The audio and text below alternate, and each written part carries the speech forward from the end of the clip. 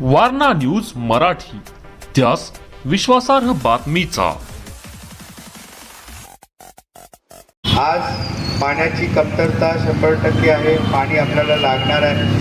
इचलकरंजीला 2 पात्रातनं आपल्याला पाणी मिळतं, एक पंचगंगा आणि एक कृष्णा, आणि या दोन्ही पात्रातनं पाणी मिळत असताना आपल्या इचलकरंजी परिसरामध्ये 700 बोरसुद्धा त्या माध्यमातून भागाभागामध्ये 700-750 बोर आपण त्या ठिकाणी मारले।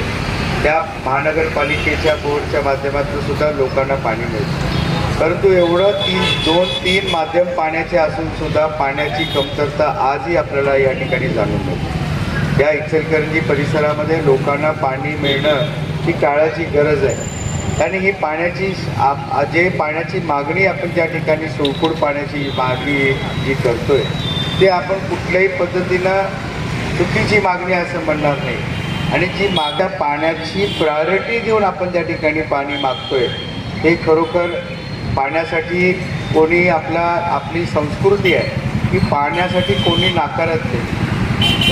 ताणलेल्या व्यक्तींना, ताणलेल्या माणसांना आपण पाणी देतो ही आपली संस्कृती त्या ठिकाणी आहे, आणि ती संस्कृती खरं म्हणजे आपण त्याच्यामध्ये राजकारण न आणता त्याच्यामध्ये आपण पाणी त्या ठिकाणी दिलं पाहिजे। ही मागणी रास्त मागणी आपण त्या ठिकाणी आपण पूर्ण करणं हे सामुदायिक आपल्या इचलकरंजीच्या नागरिक मंच जो आहे, नागरिक मंचच्या माध्यमातून आपण करताय ही योग्य मागणी आहे।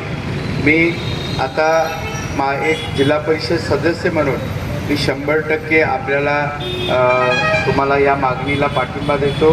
मी भारतीय जनता पार्टीचा एक कार्यकर्ता म्हणून सुद्धा आता आपल्याला या मागणीचा पाठिंबा देतो, आणि मी आपल्याला शब्द देऊ इच्छितो की जिथं जिथं आपण अशा पद्धतीच्या मीटिंग असू दे, तुमचं आंदोलन असू दे, खरं म्हणजे आंदोलनाची गरज लागू नये, परंतु जिथं जिथं आपल्या या विषयासाठी मीटिंग असतील, जिथं जिथं मला या वाटत असेल की म्हणून जिथं माझ्या मदतीची त्या ठिकाणी गरज असेल तर 100% मी या इचलकरंजीचा नागरिक म्हणून, या परिसराचा एक कार्यकर्ता म्हणून 100% आपल्या खांद्याला खांदा लावून त्या ठिकाणी प्रत्येक लढ्यामध्ये आणि प्रत्येक कामामध्ये आपल्या बरोबर त्या ठिकाणी असेल, आणि आपण ज्या पद्धतीनं मागणी करतोय त्याच्यामध्ये माझी सगळ्या पक्षाचे सगळ्या नेत्यांना माझी विनंती असेल की किंवा सगळ्या विविध NGOंना सुद्धा माझी विनंती असेल की आपण विचारातनं हे प्रश्न सोडवले पाहिजे, आणि चांगल्या पद्धतीनं जे आपण जिथं पाणी आणतो, जिथं पाण्याची उपलब्धता आहे हे कागदावरती सिद्ध होते।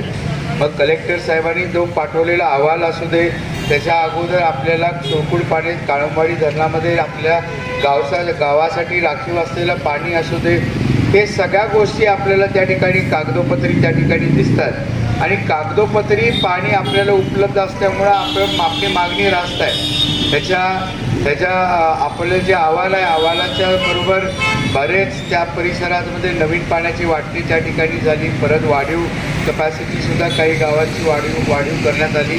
त्या सगळ्या गोष्टी आपल्याला लक्षात येत असताना आपल्याला पाणी मिळायलाच पाहिजे। आपलं पाणी आपली तहान, गावची तहान ही भागलीच पाहिजे, एवढंच मला या आंदोलनाच्या निमित्तानं वाटतं, आणि मी शब्द देतो की 100% आपल्या प्रत्येक लढ्यामध्ये मी एक कार्यकर्ता म्हणून आपल्याबरोबर असेल, आणि एवढंच सांगतो।